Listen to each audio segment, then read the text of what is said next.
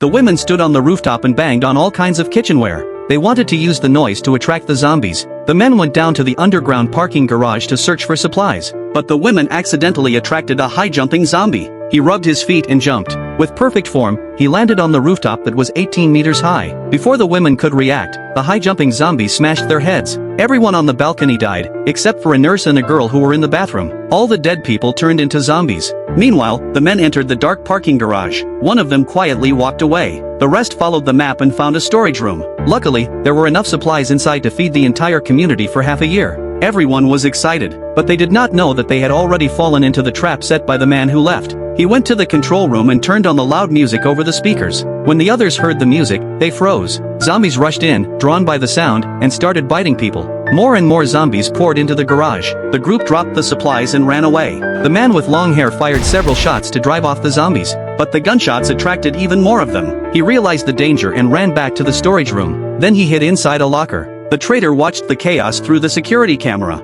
He did not stop. Instead, he turned the speaker volume to the highest level. Zombies from both above and below rushed into the garage. Back on the rooftop, the nurse used a walkie-talkie to call for help, but the man had dropped his walkie-talkie outside. Still, he heard her voice and got up the courage to go out. A zombie jumped on him and bit his arm. Luckily, he had many luxury watches on that arm. He quickly told the nurse about his situation. Then he put on protective gear and went to the parking lot. He used rice to trip a group of zombies. On the way, he picked up a shotgun dropped by the long-haired man. Meanwhile, the nurse carried the girl to the garage. There, they met the traitor. The nurse smiled and walked over, but she saw blood dripping from his hand. He had already been infected. Then he lost control and poked out his own eyes. One of the zombies started chasing the nurse. Just in time, a man arrived and saved her. On their way out, they ran into the long-haired man. The four of them rushed toward the exit. Suddenly, a friend came running and shouted. A huge group of zombies followed him. Zombies surrounded them from both front and back.